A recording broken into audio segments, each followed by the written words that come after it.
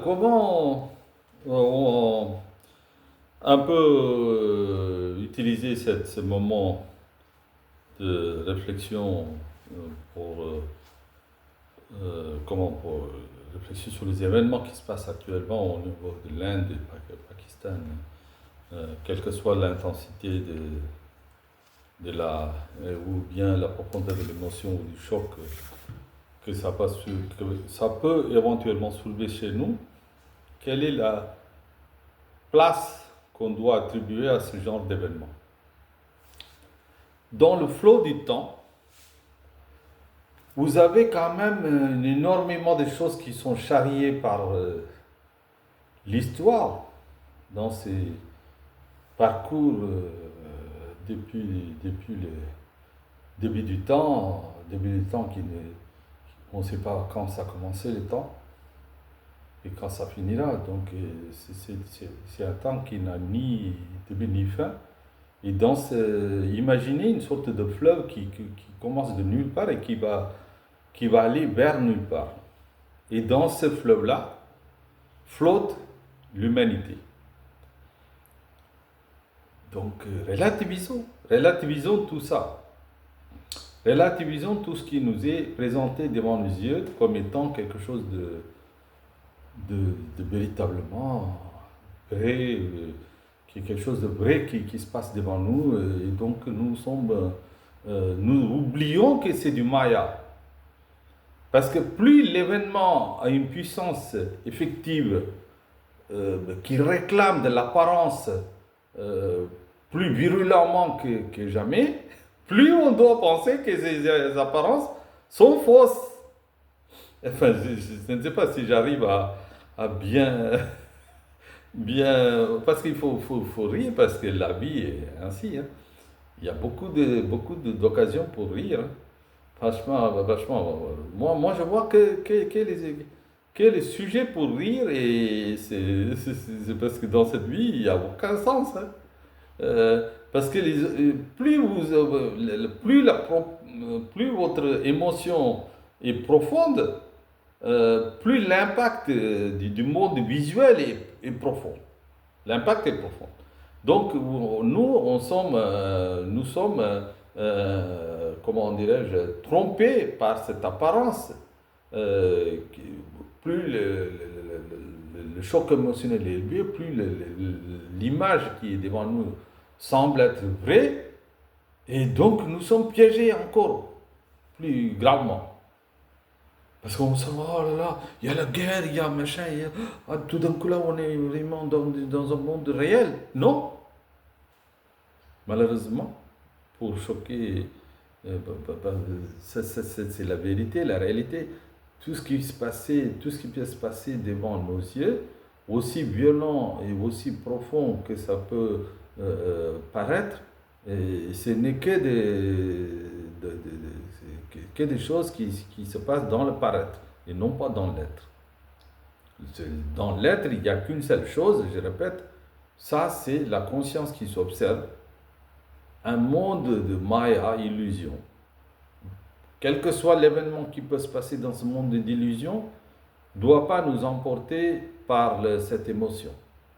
Aucun bateau doit flotter sur cet océan d'émotions, si j'ose dire ainsi. Aucun bateau doit voguer sur un océan d'émotions, de sentiments fluctuantes. Donc d'un jour comme ça, il y a une bombe qui explose, l'autre jour il y a le calme qui arrive, et un jour vous avez l'argent qui arrive dans vos comptes, l'autre jour tout, tout part droite à gauche et vous avez rien. Et ça c'est la vie, c'est des hauts et des bas. Et nous devons nous positionner non pas par rapport à ces hauts et bas et devenir objet de ce jeu, objet, un jouet, un ballon de foot que le destin balance de droite à gauche, avec des divinités comme des témoins. Non, nous refusons ces jeux de football. Là. Football, comment on prononce, je ne sais pas, en anglais on dit football. Après, en français, on copie sur les Américains. Donc, moi, je ne me préoccupe pas de ça. Mais je vous dis, par rapport à ce jeu de ballon, on est balancé de droite à gauche. Et, et donc, il ne faut pas aller dans le sens dans le sens où on devient un ballon dans les mains du destin. Il faut qu'on garde toujours notre vision de Sakshi. Je répète ce mot Sakshi, qui veut dire les spectateurs qui observent le spectacle en silence. Donc, devenons les spectateurs qui observent le spectacle de la vie en silence. Tout ce qui peut arriver du mal, et quelque chose qui vous tombe dessus, une maladie, un choc par rapport à un événement familial dur, un mari qui quitte, une femme qui trompe, un enfant qui a un souci à l'école ou un autre gars qui a fait des conneries, il est devenu accro je sais pas, à des habitudes un peu nuisibles. Et donc tout ça, ça peut arriver dans une famille et la famille doit être forte, unie et toujours avoir le mental clair et net. Mental clair, sans aucune perturbation. C'est comme un lac placide où l'eau est vraiment comme une feuille blanche, comme une feuille quoi, ou un carton quoi, où il n'y a pas beaucoup comment dirais-je, comment on appelle ça, répercussions, ni des changements d'onde, ni de modification de la surface. La placidité, l'harmonie quoi, l'harmonie est totale. L'harmonie totale, la clarté mentale. Nous devons tous nous efforcer vers cet objectif de clarté mentale et de cap. On garde notre cap vraiment sur quelque chose d'immobile qui est le spectateur qui est en silence en train d'observer ce monde faux, un monde de Maya, monde d'illusion. Prenez le livre Bhagavad Gita qui est vraiment abîmé. Bon, c'est vrai que j'ai utilisé depuis de trentaine d'années, c'est abîmé, c'est sûr. Bon, moi, je garde précieusement malgré ces pages qui sont un peu qui se détachent. Mais j'ai toujours gardé ces pages-là. Et c'est bizarre, hein? J'ai écrit à l'âge de 21 ans. L'attachement n'est jamais innocent, il a toujours ses victimes. Il fait non seulement du mal à celui qui est lié, mais aussi à celui qui dépend du premier. Et il fait mal à celui qui est lui-même source d'attachement, mais aussi à celui auquel il s'attache, à la personne à laquelle il s'attache. Non seulement la personne qui s'attache, lui, il se fait à lui-même mal, mais aussi à la personne sur laquelle il dirige son attachement. C'est ça en fait. Hein. Alors, j'ai dit quelque chose de vraiment horrible hein, quand j'écris comme ça. Regardez. O Atma, c'est-à-dire l'âme, prends mes os, mes squelettes, mes muscles, mes organes, mes nerfs, mon crâne, mon cerveau, mon sang, prends tout de moi. Je t'offre à tes pieds de lotus tout ce qui m'appartient comme étant une offrande à toi. Et j'efface mon ego complètement. Et je m'offre à toi complètement. Je ne sais pas si... moi j'ai déjà vécu 21 ans. Il faut dépasser toutes ces petites choses. Il faut vraiment comprendre la vie n'est rien. Là, vous vivez, et puis un jour ou l'autre, vous êtes soulevé de cette terre comme ça, et on met quelque part dans le néant. Et là, c'est néant relatif, dans lequel nous habitons actuellement sur cette terre, on passe dans un autre néant. Il n'y a pas de différence entre ces deux néants-là. Là, ici, ça semble être vrai, mais c'est du néant. Là-bas, c'est du néant, mais c'est néant-néant. Il n'y a pas de différence. Vous êtes carrément dans la mort complète. Vous ne faites plus vous ne faites plus semblant d'exister.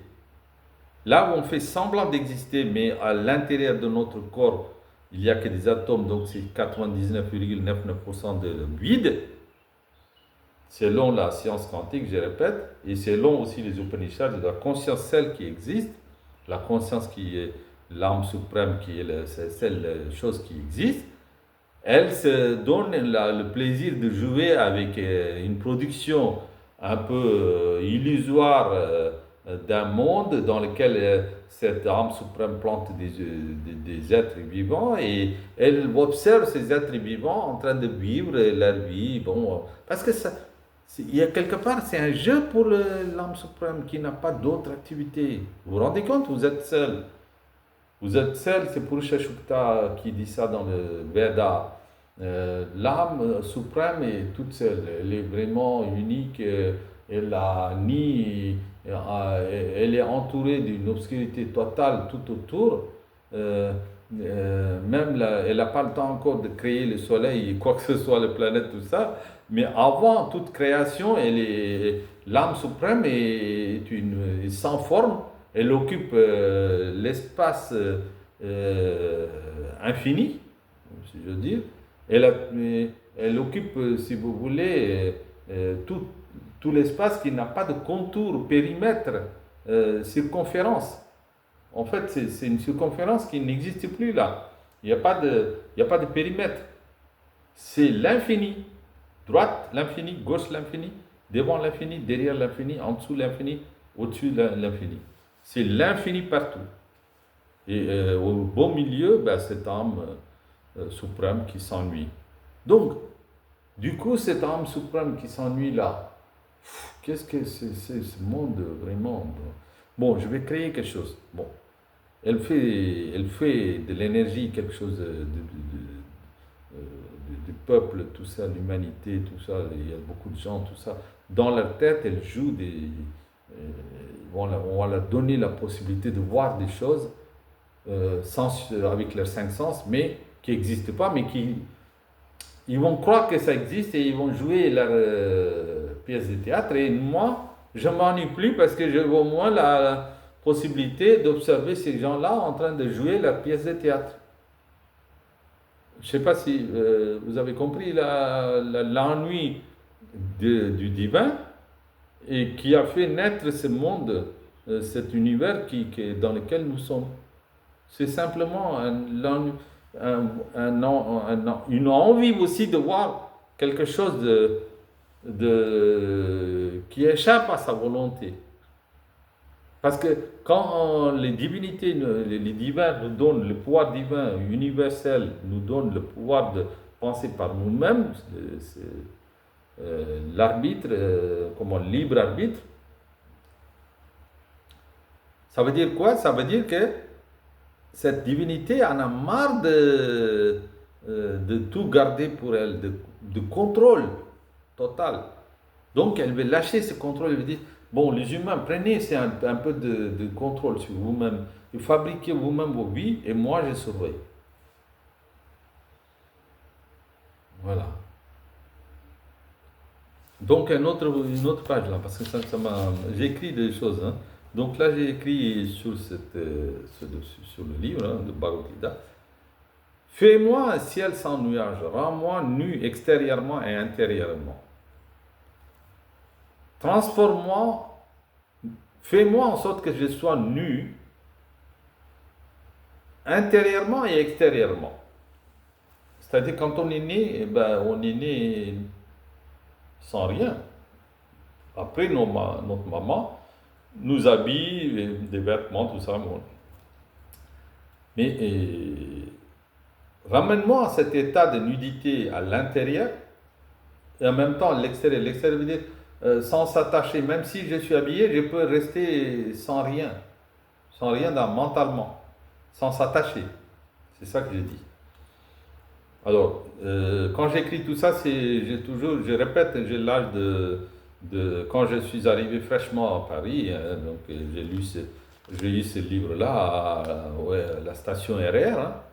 Je pense que c'est entre 21 ans, 21, 22 ans, 23 ans, maximum 23 ans. Parce que c'est là que j'étais seul à la résidence universitaire. Après, j'ai le concours, tout ça. Donc, je veux, voilà, je veux te tout donner. Je m'adresse à Krishna. S'il te plaît, prends tout de moi. Prends ma femme. Prends mes enfants. Parce que moi, j'avais même pas de femme là-bas à cette époque, mais j'imagine quand je fais offrande à tout ce qui m'appartient à cette divinité, de manière à ce que je crée plus de karma par mon propre acte, de manière à ce que je n'ai plus la possibilité de renaître. Je ne veux plus renaître. Je m'arrête avec cette naissance.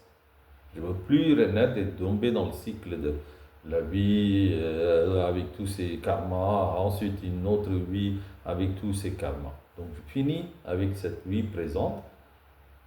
Qu'est-ce qu'il faut faire pour ne pas renaître? Il y a une solution. N'attachez plus à quoi que ce soit qui est à vous, comme ça, entre parenthèses, euh, donc entre guillemets plutôt, entre guillemets. Donc si quelque chose vous appartient, soi-disant, à vous, quelque chose qui vous est donné par rapport à la société, par rapport à l'événement familial, ben, vous dites non. Donc mentalement, vous dites, ça c'est pas à moi, c'est à toi. Mais tu me donnes pour que je vive cette vie sur cette terre. Donc, moi, je me rebelle contre ça, je te redonne tout ce que tu m'as donné. Comme ça, je ne génère plus de karma. Je suis toujours libre. Je ne veux pas renaître. Je ne veux pas tomber dans ton piège. Tu me donnes une vie, tu me donnes des gens avec qui je dois m'attacher pour que je crée des actions. Et ensuite, tu vas me surveiller. Bah, tu as fait des actions, donc tu vas renaître. Non, stop. Je ne veux plus renaître. Je veux te tout donner, s'il te plaît. Prends tout de moi. Prends ma femme, mes enfants, ma famille, mon travail, mes objets, mes pensées, mon argent, ma joie, ma douleur, mon bonheur, mon malheur. Prends tout de moi. Prends ma femme, mes enfants, ma famille, mon travail, mes objets, mes pensées, mon argent, ma joie, ma douleur, mon bonheur, mon malheur. Prends tout de moi. Prends mon corps, mes pensées, mes idées, mes sensations, mes impressions, mes rêves, mes illusions. Prends tout de moi. Prends mon corps, mes pensées, mes idées, mes sensations, mes impressions, mes rêves, mes illusions. Prends tout de moi. Je veux tout te donner. S'il te plaît, prends tout de moi. Comme ça, tout est donné à cette divinité. Nous, on s'échappe à la loi de karma. Tout simplement, parce que la loi de karma fonctionne que quand vous agissez avec votre ego. Si vous n'agissez pas avec votre ego, étant donné que vous court-circuitez par lui, donc vous dites, j'agis, mais à travers lui, je deviens un instrument pour Dieu, c'est lui qui agit. Donc lui, étant donné que c'est lui l'acteur, lui le phraseur, lui le penseur, ben, tout d'un coup, je crée plus rien, ni au niveau mental, ni au niveau verbal, ni au niveau physique. Tout est créé par lui, parce que je me sacrifie, je m'offre à ses pieds, j'offre mon ego à ses pieds. Tout d'un coup, mes actions deviennent les siennes, mes pensées deviennent les siennes, mes paroles deviennent les siennes. Vous voyez, ça c'est vraiment... Il faut être malin pour... En fait là, il faut réfléchir, il ne faut pas rester dans un coin sans réfléchir, sans mèche. Parce que vous avez chacun un cerveau. Il faut faire fonctionner ce cerveau. Beaucoup de gens, je trouve qu'ils sont là comme des végétaux, des légumes qui poussent et qui meurent sans même... c'est comme des légumes quoi. Ils poussent comme des légumes, ben après ils meurent comme les règnes minérales, végétales. Et tous ces règnes-là, ben, ils n'ont aucune conscience en fait. Ils ont une sorte de... Même, il n'y a que l'humain qui a la conscience de ce qu'il fait. Mais les autres niveaux, les animaux, tout ça, ils suivent leur instinct. Le plant, tout ça, ils suivent leur instinct de pousser des herbes. Enfin, ils réagissent par rapport à leur environnement, mais tout simplement, sans même réfléchir. Donc, ils sont exempts de responsabilité. Du coup, on ne demandera plus de compte à ces gens-là. Ils sont complètement en dehors de ce cercle de responsabilité. C'est que les humains qui sont coincés parce qu'ils ont le libre arbitre. Nous avons ça. Nous avons le libre arbitre, nous avons la possibilité, les libertés de penser par nous-mêmes, donc on est coincé. C'est pour ça, mes chers amis, réfléchissons ensemble pour nous sauver nous-mêmes. Ensemble, il faut faire un effort, parce que moi, je ne me dis pas, je suis le seul qui connaît tout. Mais simplement, j'ai fait un effort pour comprendre celui qui est en face de moi, qui m'a fait naître ici sur cette terre. Celui qui est en face de moi, ce n'est pas l'humain, mais c'est le divin. Il est en face de moi, il est partout, il est omniprésent, mais c'est lui qui m'a fait naître et moi, je voudrais savoir comment il pense. Et je me mets à sa place pour réfléchir qui est lui et pourquoi il m'a fait naître. C'est des questions essentielles parce que les gens ne se posent pas des questions essentielles. Ils poussent comme des plantes et ils meurent comme des plantes. Non, il faut se poser des questions essentielles. Pourquoi je suis là? Qui m'a fait naître? Pourquoi il m'a fait naître? Quelle est ma mission? Comment mon comportement doit être par rapport à cette mission? Tout ça, c'est des questions essentielles. Un radin, par son attachement à l'argent, prive de sa famille le bonheur matériel. Un dictateur, par son attachement à la conquête des terres, par son attachement à l'acte de tuer, laisse le pays conquis, anéanti et parsemé de cadavres et cause à autrui mille misères et souffrances. Un jeune homme, par son attachement excessif à l'amour sensuel, fait souffrir chaque fois qu'il quitte une femme pour un autre. Un homme imbu de lui-même et arrogant par son attachement excessif à se mettre en valeur à l'aide de son intellect ou s'isole dans son trou d'ivoire, éloigne le commun des mortels de l'approcher. Parce que plus on est un peu fier, parce que nous avons étudié tout ça, nous sommes sortis d'une grande université, hein, on est diplômé de ceci, on a un travail de ceci. Tout ça, c'est des attachements. Notre ego n'a pas besoin de ce décorum, de ces médailles. Ne mettez pas des médailles sur votre ego.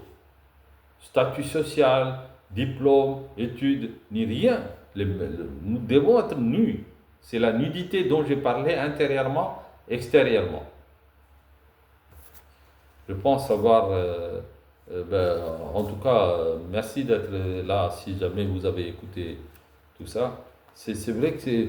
moi, j'ai envie de... Je suis à La Réunion, donc j'aimerais bien partager tout ça avec... s'il y a des personnes qui sont intéressées, gratuitement, on n'a pas besoin de... Ça, c'est une discussion, on a besoin de discuter avec vous et échanger sur la lecture. Par exemple, là, on lit ensemble un chapitre et on revient, on discute sur Bhagavad Gita. Chapitre après chapitre, on discute et on essaie de comprendre le Bhagavad Gita.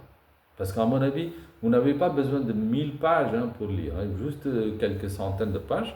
Et là, vous avez tout sous vos yeux. C'est vraiment top, Bhagavad Gita.